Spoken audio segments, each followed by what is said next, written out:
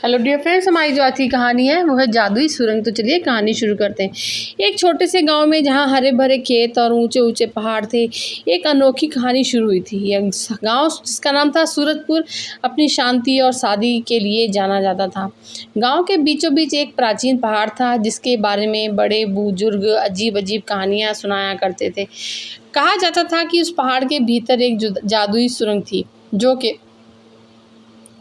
जो केवल सच्चे दिल वालों को दिखाई देती थी। यह सुरंग न केवल रहस्यमय थी बल्कि इसमें छिपा था एक ऐसा खजाना जो किसी की ज़िंदगी बदल सकता था। लेकिन इस खजाने तक पहुंचने के लिए हिम्मत, बुद्धि और सच्चाई की ज़रूरत थी। सूरजपुर में रहता था एक 16 साल का लड़का जिसका नाम था दिलीप। दिलीप एक साधारण सा लड़का था, लेकिन उसका दिल बड़ा था। वह हमेशा दूसरों की मदद करता था। एक दिन जब वह अपनी दादी के साथ आंगन में बैठा था, दादी ने उसे उस जादुई सुरंग की कहानी सुनाई। दादी ने बताया कि उनके दादाजी ने एक बार उस सुरंग को देखा था, लेकिन डर के मारे वह अंदर नहीं गए। दादी की बातें सुनकर दिलीप के मन में उत्सुकता जागी। उसने ठान लिया कि वह उस सुरंग को ढूंढेगा और उसके रहस्य को सुलझाएगा। अगले दिन दिलीप ने अपने दोस्तों मीरा और रवि को अपने प्लान के बारे में बताया। मीरा एक चतुर और नन्ही सी लड़की थी जो हमेशा किताबों में खोई रहती थी। रवि दूसरी ओर एक नन्हा सा शरारती लड़का था जो हर मुश्किल में हंसकर सामना करता था। दोनों ने दिलीप का साथ देने का फैसला किया। तीनों ने अपने बैग में रस्सी, टॉर्च, पानी की बोतल और कुछ खाने का सामान पैक किया और पहाड़ की ओर चल पड़े। पहाड़ की तलहटी में पहुंचते ही तीनों ने देखा कि वहां घनी झाड़ियां और पेड़ों का जंगल था। पुरानी कहानियों के अनुसार सुरंग का प्रवेश द्वार कहीं इन्हीं झाड़ियों के बीच ही छिपा था। मीरा ने अपनी किताब में पढ़ा था कि सुरंग का द्वार केवल तभी खुलता है जब कोई सच्चा इंसान अपनी सच्चाई का सबूत दे। तीनों ने मिलकर झाड़ियों को हटाना शुरू किया। घंटों की मेहनत के बाद उन्हें एक चट्टान दिखी जिस पर कुछ प्राचीन नक्काशी थी। नक्काशी में एक सूरज और चांद का चित्र बना था जिसके नीचे लिखा था, सच्चाई की राह दिल से दिल तक।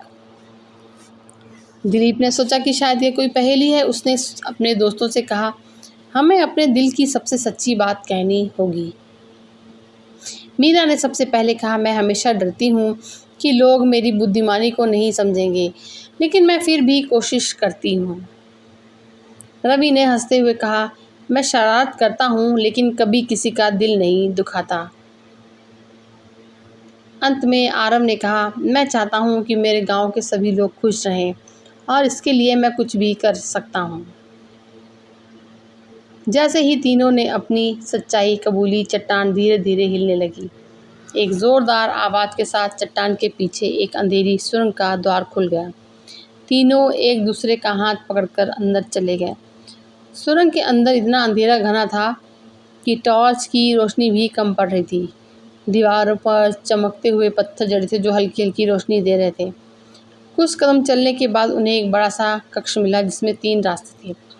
प्रत्येक रास्ते के ऊपर एक पहेली लिखी थी। पहली पहेली थी, वह क्या है जो दिखता नहीं है लेकिन सबको बांधता है।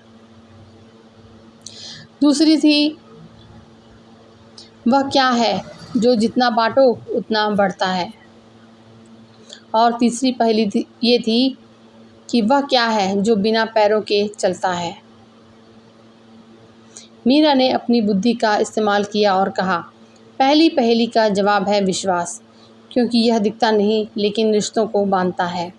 दूसरी का जवाब है प्यार, क्योंकि जितना बांटो उतना बढ़ता है। और तीसरी पहेली का जवाब है समय, क्योंकि यह बिना पैरों के चलता है। जैसे ही मीरा ने जवाब दिए, तीनों रास्ते एक साथ खुल गए और एक बड़ा रास्ता बन गया। आगे बढ़ते ही उन्हें एक और कक्ष मिला जहाँ एक विशालकाय दरवाज़ा था। दरवाजे पर लिखा था, अपनी सबसे बड़ी कमजोरी को स्वीकार करो।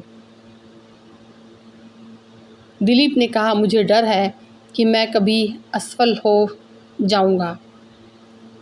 मीरा ने कहा, मुझे डर है कि मैं अकेली रह जाऊंगी। तो रवि ने कहा, मुझे डर है कि लोग मेरी शरारतों को गलत समझेंगे। जैसे ही उन्होंने अपनी अपनी कमजोरियों को स्वीकारा, दरवाज़ा स्वयं खुल गया। अब वे एक चमकदार कक्ष में पहुँचे जहाँ बीच में एक सुनहरा बक्सा रखा था। बक्से के पास एक प्राचीन मूर्ति थी जो एक बूढ़े साधु की थी। मूर्ति ने अचानक बोलना शुरू किया, तुमने सच्चाई, बुद्धि और हिम्मत से यहाँ तक का रास्ता तय किया, लेकिन खजाना लेने से पहले एक आखिरी सवाल, तुम इस खजाने का क्या करोगे? तो दिलीप ने कहा कि हम इस खजाने को गांव के लिए इस्तेमाल करेंगे, स्कूल बनाएंगे, अस्पताल बनाएंगे और हर किसी की मदद करेंगे। मूर्ति ने मुस्कुराते हुए कहा, सच्चा खजाना वह नहीं जो चमकता है, बल्कि वह है जो दिल को सुकून देता है।